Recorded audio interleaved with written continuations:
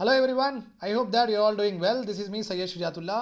Welcome to Iqra IAS current affairs channel को subscribe करिए और hit the bell icon so that जब भी मैं वीडियो अपलोड करूंगा आपको नोटिफिकेशन मिल जाएगा। ठीक है, और प्रीलिम्स इज़ वेरी नियर और आप गौर से, आप अच्छे से, ध्यान से, फोकस से आपके प्रिपरेशन पे अड़े रहिए और ज़्यादा से ज़्यादा डिस्ट्रैक्शंस को अवॉइड करिए।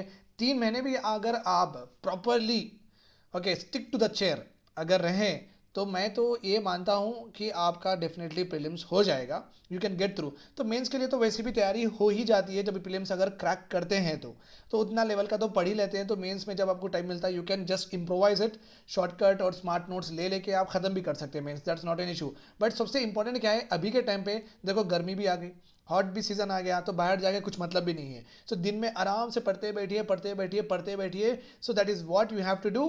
और keep the cell aside, cell से बहुत बड़ा डिस्ट्रैक्शन है, पहले इसको हटाओ, that is important. Once you are done with थोड़े थोड़े चेंजेस आपके लाइफ स्टाइल में ला लो आप, तो आपका प्रीलिम्स डेफिनेटली हो जाएगा। Make sure that you are also currently continuously watching me.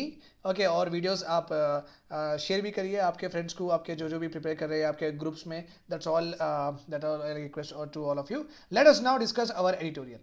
Okay, एक तो है इंटरनेशनल रिलेशंस, इंडिया और यूएई के ट्रेड पैक के बारे में पढ़ने वाले हैं अपन, और एक है geography related state of forest report आई है। ओके, जनवरी में ही रिलीज हुई है बट इसका पूरा डेटा फरवरी में पब्लिश होते गया। ओके, एडिटोरियल्स में एंड वेरियस न्यूज़पेपर्स में, और हम इसके थोड़े बहुत डिटेल्स पढ़ लेंगे। ठीक है, right, fine. So, SIPA, Comprehensive Economic Partnership Agreement. Those students who want to know that how the relations between two countries, पहले बात तो एक ट्रेड एग्रीमेंट होता है, फिर उसके बाद में फ्री ट्रेड एग्रीमेंट होता है, उसके बाद में कस्टम यूनियन होता है, उसके बाद में बड़ा यूनियन होता है, उसके सेपा होता है। सो इन दिस में एक हायरार्की है। ओके, जो trade relations with one country which other country, तो दो कंट्री के बीच में थोड़े रिलेशंस अच्छे होने के वजह से, और इंपोर्ट एक्सपोर्ट और पॉलिसी चेंजेस, टैक्सेशन चेंजेस, सो बहुत इंटीग्रेट हो जाते हैं। और बहुत सारे जो भी पॉलिसी, जो भी एक्ट्स, जो भी ease of doing business related rules regulations होते हैं दो कंट्रीज में, वो भी लिबरलाइज होना शुरू करते हैं। पहला स्टेज होता है कि आपके प्रोडक्ट्स, मेरे प्रोडक्ट्स पूरे बिके, मेरी कंट्री में आपके बिके, आपकी कंट्री में मेरे मेरे प्रोडक्ट्स बिके। ओके, पहले तो टैरिफ बैरियर्स निकालते हैं, तो उसके ऊपर क्या है, उसके बाद में टैक्सेशन पॉलिसीज एक्सेट्रा भी शुरू होता है, डी रिजर्वेशन पूरा कॉन्सेप्ट निकल जाता है। तो इसके बारे में ऑलरेडी एक प्रॉपर वीडियो में बनाया हूँ, so please go and watch that video also, आपका नॉलेज बहुत इंप्रूव हो जाएगा। ठीक है, फरवरी 19 में ये पब्लिश हुआ था article. Obviously yesterday was Sunday and today is Monday, so I am there with you, okay, regularly। तो आपका कुछ करंट अफेयर्स मिस नहीं हो रहा है, don't worry. The UAE will extend zero duty access to 90% of goods exported from India. India से जो भी गुड्स एक्सपोर्ट हो रहे हैं यूएई में, 90% ऑफ गुड्स को zero duty. Wow, that's a really really good trade pact, I can say that. Okay, okay, from the first day of the implementation of India UAE Comprehensive Economic Partnership Agreement, जो कि लागू होने वाला है अप्रैल और मई से।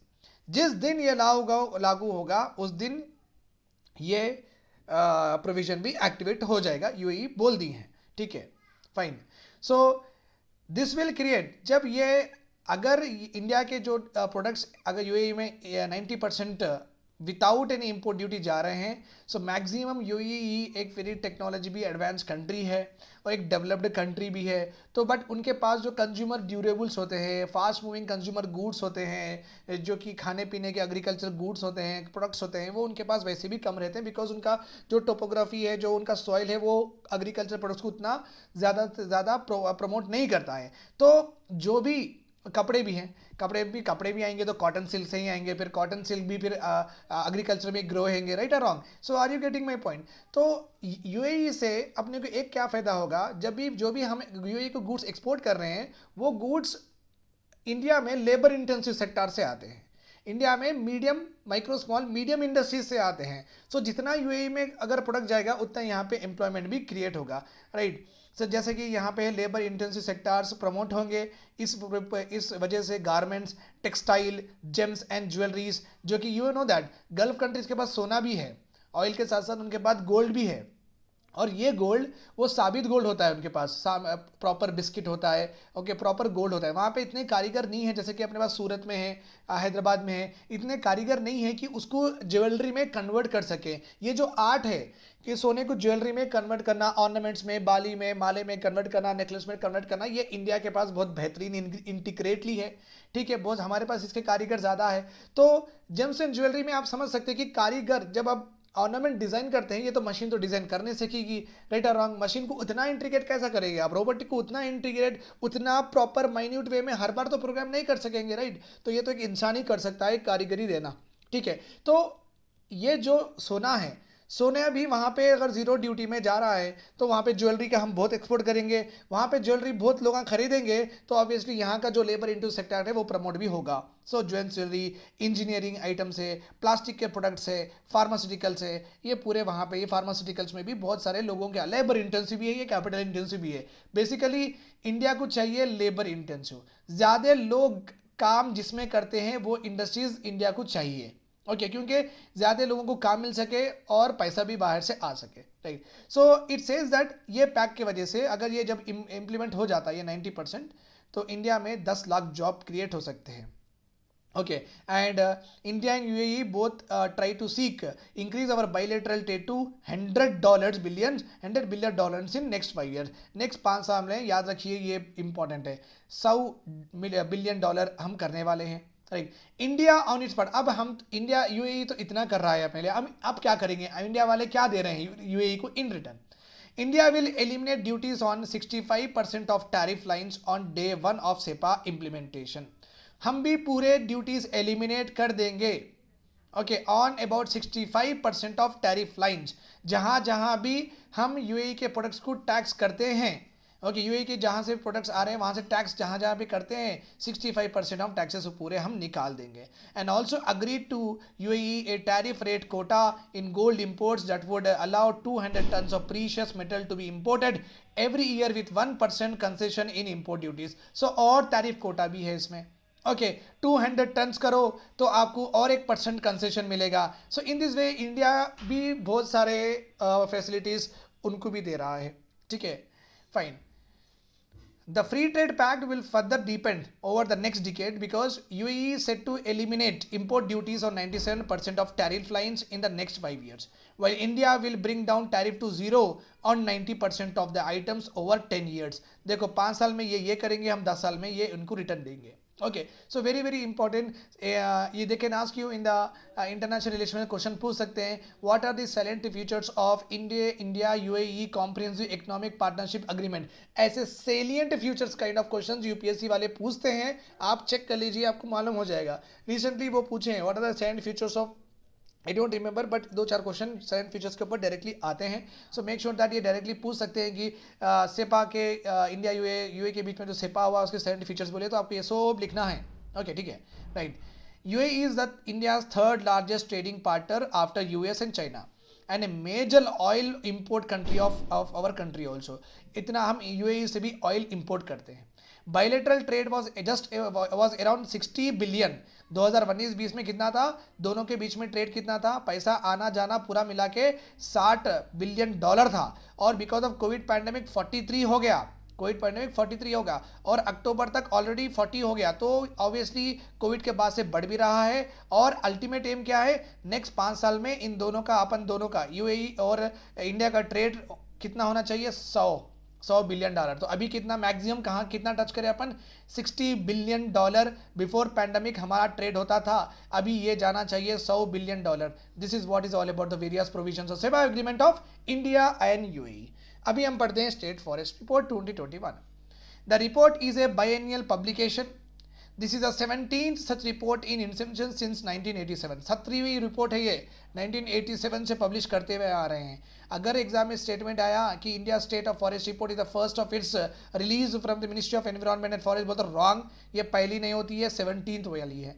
Rising trend in India's growing stock. जो growing stock का मतलब है यहाँ पे झाड़ है, जहाँ पे पेड़ है, ये इनका स्टॉक इंक्रीज हो रहा है। और क्या दिखा गया है, increasing trend in India's forest growing stock along with rise in the forest and tree by 2261 square kilometre बढ़ गया है। बोल तो स्क्वायर किलोमीटर का मतलब है डब्बा, स्क्वायर मीन्स डब्बा, तो यहाँ पे 2261 किलोमीटर्स, यहाँ पे 2261, 2261, 2000, this is called as square kilometre. तो इतना ज़्यादा रेज हुआ है अपना forest plant and tree stock का मतलब, okay, which is equal to 6.92% increase हुआ। कितना इंक्रीज हुआ?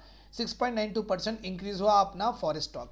And forest stock is very important because it provides information with regard to what, हमारे पास लकड़ी का कितना है, ओके, क्या इन्वेंट्री लकड़ी की कितनी है, और also it helps to estimate the amount of carbon contained in the forest, और कार्बन कितना ये ऑब्जर्व कर सकते हैं। ऑब्वियसली कार्बन डाइऑक्साइड ऑब्जर्व करना बहुत इंपॉर्टेंट है in the wake of climate change and global warming. India के प्लेजेस भी है, पेरिस समिट के में जो कम थे उसको रिवाइज करके ग्लासगो समिट में और थोड़े ज़्यादा ही प्लेजेस कर दिए हम।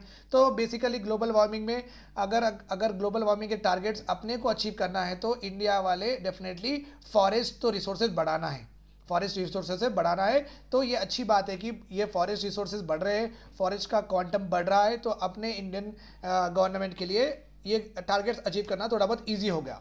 ओके, इंडिया के पास जितना फॉरेस्ट है ना वो 2% ऑफ वर्ल्ड फॉरेस्ट है। कितना फॉरेस्ट है? 2% ओनली, वी 72.16 मिलियन हेक्टार। ये भी याद रख लीजिए, छोटे छोटे एग्जाम में आ जाता है कि recently release India state of forest 2021 में इंडिया का कितना है। अगर मिलियन हेक्टर में दिया तो इतना लिखिए, वर्ल्ड में लिखे गया तो 2% लिख सकते हैं आप। According to the global forest resource assessment report release in 2020, ये भी देख लीजिए आप। Forest make up to 24.3% of country's total area. कितना है? Forest 24% of the total area. India aims to make it to how much? 33%। अगर कोई country में उनके एरिया रिलेटेड 33% फॉरेस्ट है तो वो कंट्री का इकोसिस्टम अच्छा है बोलने का मतलब, ओके, वो कंट्री का इकोसिस्टम अच्छा है, वहाँ पे जो भी है ना सस्टेनेबिलिटी अच्छी हो गई, किसी को तकलीफ नहीं होगी, इकोलॉजिकल पिरामिड, ट्रॉफिक लेवल्स भी अच्छे से चलेंगे, पोल्यूशन, कंटामिनेशन, रीजनरेशन और एलिमिनेशन ऑफ टॉक्सिक केमिकल्स वो भी ऑटोमेटिकली नेचर कर देगी। सो मिनिमम ओके, एक एरिया में अगर 33% फॉरेस्ट होता है तो वो वहाँ पे सब चीज़ सही रहती है।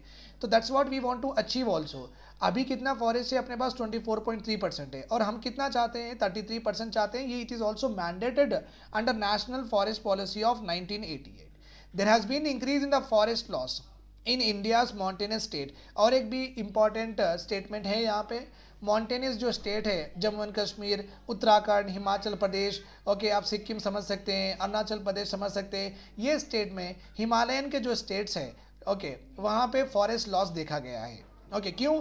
क्योंकि एग्रीकल्चर और फैल रहा है वहाँ पे, जो भी फॉरेस्ट है फॉरेस्ट को कट करके एग्रीकल्चर वहाँ पे करना शुरू कर रहे हैं लोग वहाँ पे, इसलिए वो लोगों को पहाड़ी लोग भी बोलते हैं, बिकॉज वो ऑब्वियसली पहाड़ मीन्स हिल वहाँ पे ज़्यादा रहते हैं, इसलिए तो वो पहाड़ के ऊपर आप जो भी झाड़ है, जो भी पहाड़ है, जो भी ट्री है वो कट कर रहे हैं और उसको एग्रीकल्चर में कन्वर्ट करके ग्रो करना शुरू कर रहे हैं। So we have seen according to the forest report we are losing, okay, Himalayan states are in the decreasing trend with regard to what? Forest cover.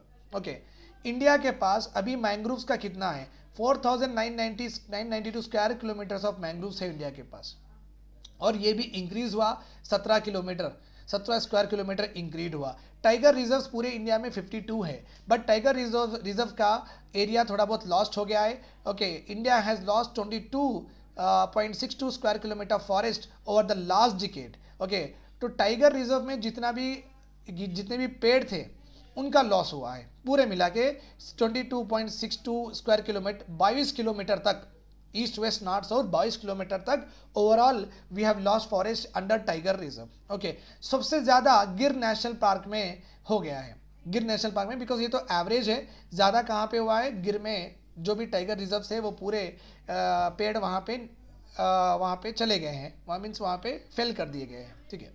बक्सा in fact has recorded the highest decadal growth in the forest cover in the country। बक्सा ये भी एक national park है, ये भी एक wild life sanctuary है, तो बक्सा में भी यहाँ पे तो टाइगर रिजर्व गिर में सब में लास्ट हुआ था, मगर बक्सा में हाईएस्ट डिकेडल ग्रोथ हुआ 10 साल के अंदर। 10 साल के अंदर सबसे ज़्यादा फॉरेस्ट को से नेशनल पार्क में ग्रो हुआ बोले तो बक्सा में। Okay, and followed by what? Annamalai in Tamil Nadu, Indravati in Chhattisgarh. ये भी चीज़ें याद रखिए, इंपॉर्टेंट है। Okay, forest survey of India which is one of the government organization, government entity defines forest covers. Forest cover का मतलब क्या है? As all lands of hectare or more with tree patches with canopy density of more than 10%. Canopy density of more than 10%.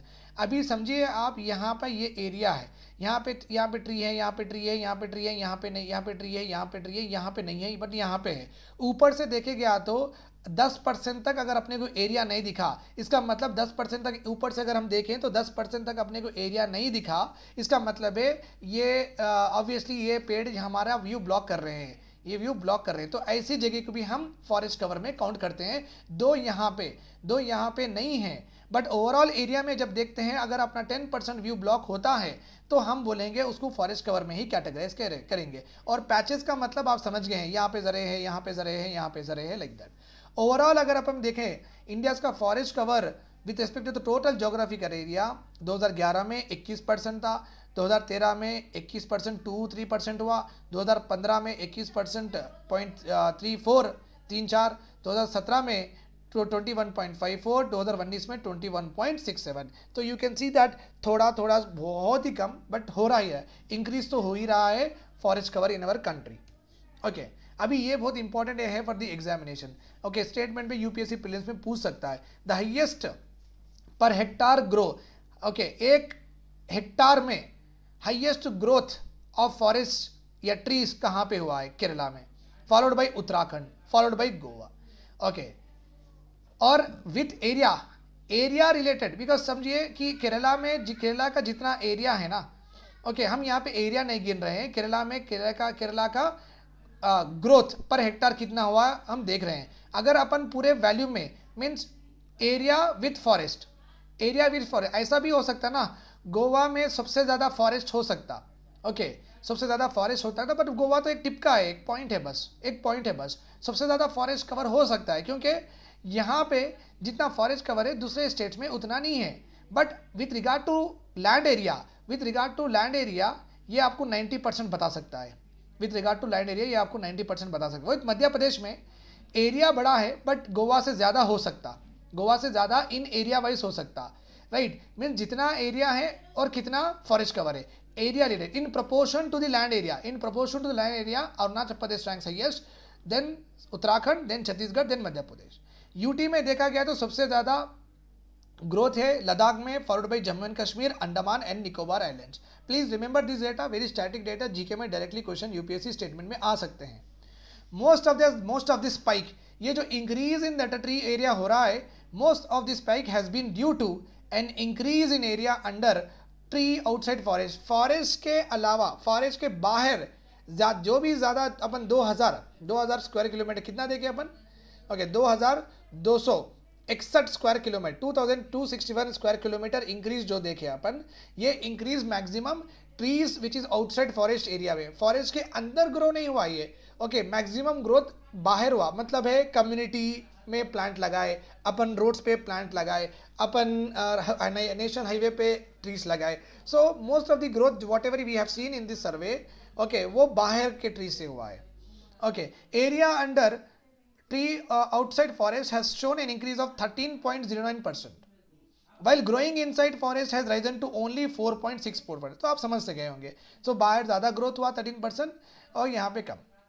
And you can see that यहाँ पे okay, ये जो teak है, okay, outside tree wise अगर हम inside the forest area सबसे ज़्यादा growth हुआ है, ये प्लांट का ग्रोथ हुआ है. So I am not able to recorrect this plant, but ये तो टीक है जो कि फर्नीचर आपका टेबल वेबल है ना. Okay, that's what. ओके, ये साल ट्री, राइट, दिस इज क्या है? ये साल ट्री. सबसे ज़्यादा ट्री का ग्रोथ इनसाइड फॉरेस्ट एरिया में साल ट्री का है. साल ट्री के बाद second highest growth is in teak. Okay, tree outside forest area क्या है? मैंगो का ज़्यादा हुआ है. मैंगो का tree outside forest, mango plants बहुत लगाए हैं. उसके बाद में this is neem tree. Please remember this. Outside forest area सबसे ज़्यादा ग्रोथ मैंगो का हुआ है, followed by neem. Tree outside forest area, it is important because यहाँ पे अपने को टिम्बर मिलता है, लकड़ी मिलती है. अगर पुअर पीपल को थोड़ा बहुत वुड मिलता है, कुकिंग करने के लिए, और स्मॉल वुड सप्लाई हो सकता है यहाँ पे।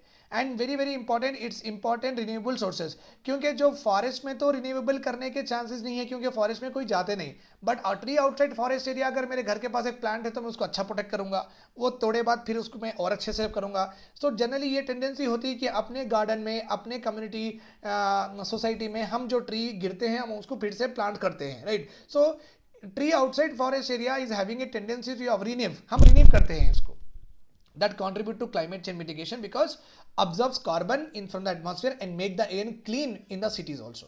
अभी देखिए 5 Indian states where total forest area is increase, आप देख लीजिए Andhra Pradesh, Telangana, Orissa, Karnataka, Jharkhand, okay, total forest area fine. So 2019 में था 29,137, अभी हुआ है 29,784। मेरे स्टेट में देखेंगे अपन, 2019 में मेरे स्टेट में था 20,582, ओके, किलोमीटर्स बढ़ा, स्क्वायर किलोमीटर था। और 2021 में देखिए 2021 में 21,000, तो almost like 1,000 kilometre, square kilometre forest area मेरे स्टेट में बढ़ा है। और हमारे स्टेट का एक प्रोग्राम भी चलता है, तेलंगाना को हरिताहरम, तेलंगाना को Haritha Haram, Haritha means green, okay, Haram means giving.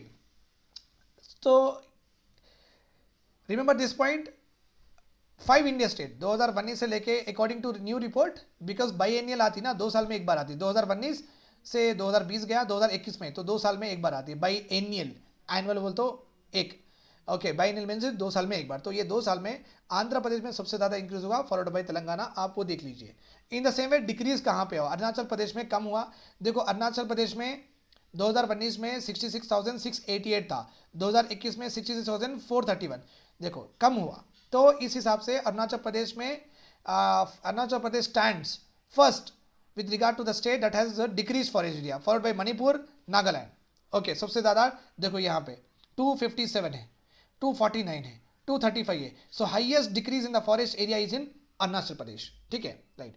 अभी ये सर्वे में फॉरेस्ट फायर के बारे में भी डिस्कशन है, okay. Forest fire you can see that ये नेचुरल भी होते हैं, नेचुरल फॉरेस्ट भी होते हैं, और आर्टिफिशियल भी। नेचुरल क्यों होते हैं, ज़्यादा एक्सेसिव हीट होने के वजह से, ड्राई लीव्स होने के वजह से एक स्पार्क अगर आ गई ज़्यादा, ऑब्वियसली अगर आप एक बचपन में अपन एक माइक्रोस्कोप लेके सन की लाइट को ऐसा रख के अपन एक पेपर जलाते थे, राइट और रॉन्ग, तो वो तो जलता था paper. In the same way अगर ड्राई पत्ते हैं, ड्राई लीव्स है, उनके ऊपर एक ज़बरदस्त, you can understand that high intensity दोपहर की खड़ी धूप में अगर उस पेपर सनरेज गिर रहे हैं, वो ऑटोमेटिकली स्पार्क होगा और पूरे फॉरेस्ट को कर देगा। तो नॉर्मल भी नेचुरल भी होते हैं फॉरेस्ट फायर, एंथ्रोपोजेनिक होते हैं। अब मैं कैंप को गया, मैं दोस्तों के साथ ट्रिप को गया, वहाँ पे कुछ जलाया, वैसे ही छोड़ दिया, आग वैसी भी लग सकती है, दैट इज ऑल्सो देयर, ठीक है, फाइन।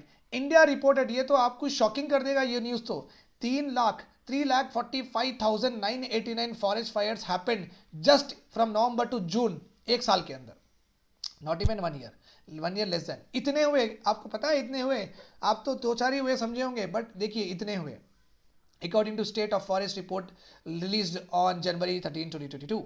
दिस यही साल रिलीज हुई इसमें, अब we are discussing the very latest one. This is the highest recorded in the country for this period so far. At least 2,58,480 forest fires were reported during the same time in 2018 to 19। तो आप याद रखिए कि ये जो months है, okay, same time जो months हो रहे हैं, एक प्रॉपर समर सीजन में, ओके, ये जो फॉरेस्ट फायर्स है वो कंटिन्यूसली हो रहे हैं। तो इट इज़ वेरी इंपॉर्टेंट कि जो टाइम पे हो रहे हैं वो टाइम पे गवर्नमेंट मेजर्स लेके फॉरेस्ट को बचाए, क्योंकि forest are the habitat of wildlife. जैसा अपने लिए घर है ना, तो वो भी जानवरों के लिए उनका भी घर है फॉरेस्ट। तो फॉरेस्ट ऐसा जला तो जैसा अपना घर जला तो कितनी तकलीफ होती, तो फॉरेस्ट भी जला तो उनको भी तकलीफ होंगी, वो भी पैनिक में आ जाएंगे, वो भी इधर उधर चले जाएंगे। तो डेफिनेटली उनका भी घर अपने को बचाना है। तो फॉरेस्ट फायर्स जहाँ पे भी ज़्यादा हो रहे, गवर्नमेंट वो टाइम पे थोड़े मेजर्स लेके फॉरेस्ट फायर कम करने की कोशिश करें। Forest fire India from November to May March April ज़्यादा होते हैं, क्योंकि धूप यहीं पे ज़्यादा होती है। बट नवंबर से शुरू, मार्च और नवंबर से लेके मई तक एवरी ईयर ज़्यादा से ज़्यादा फॉरेस्ट फायर्स होते हैं अपने कंट्री में। और एंथ्रोपोजेनिक, नेचुरल तो होते ही है, मैं आपको बोल दिया नेचुरल तो होते ही, एंथ्रोपोजेनिक बिकॉज ह्यूमन के वजह से होने के कॉजेस को बोलते हैं एंथ्रोपोजेनिक। अपने वजह से क्यों होते हैं? क्योंकि हम वहाँ पे इनफैलेबल मटेरियल्स लेके जाते हैं। ओके, वहाँ पे हम पेट्रोल लेके जाते हैं, केरोसिन लेके जाते हैं, फिर वो टेंट में बैठेंगे, कैंप में बैठेंगे, बीच में जलाएंगे, फिर वैसे ही छोड़ देंगे। ड्राई लीव्स की वजह से भी होते हैं, ट्विक्स और पाइन नीडल्स, ये पूरे इजीली ससेप्टेबल टू फ्लेम है, जल्द से जल्दी जल जाएंगे ये। This is 2.7 times more than the fires reported between November 2019 और जून 2020। तो उससे ज़्यादा हुए, जो लास्ट ईयर हुए थे उससे ज़्यादा अब हुए हैं। This include large continuous and repeated fire large है, अभी तो बहुत एक्सटेंसिव हो रहे हैं। पहले तो 10-15 पेड़ जलते थे, अब तो 50-50 पेड़ जल रहे हैं एक एक फॉरेस्ट फायर में। तो कुछ ना कुछ करना पड़ेगा। ओडिशा रिपोर्टेड द ओडिशा में सबसे ज़्यादा फॉरेस्ट फायर्स होते हैं, followed by Madhya Pradesh. Uttarakhand recorded 6th highest fires in the country. इंदिरा कंट्री तो आप देख लीजिए, 1 2 3 4 5 6 देख लीजिए। Okay, and government of India has allocated 125 crores. Okay, in the 2018 to 2021, government of India has allocated 125 crores to be spent in the last 3 years under this scheme.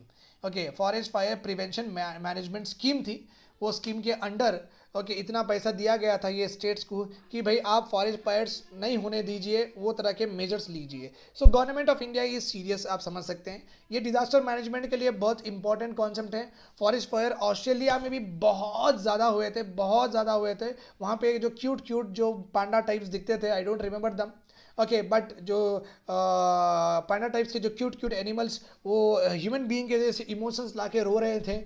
World community पूरी distress में थी कि भाई इतनी अच्छी species को इतनी तकलीफ क्या है। तो वीडियोस भी वायरल हुए थे। आप समझ सकते हैं कि फॉरेस्ट फायर्स अच्छी चीज़ नहीं है, उनका पूरा घर तबाह हो जाता है एनिमल्स का। तो it's is important that government should take proper precautions कि ये ना हो और अपनी बायोडाइवर्सिटी इंटैक्ट रहो और हम स्पीशीज़ ना खोए।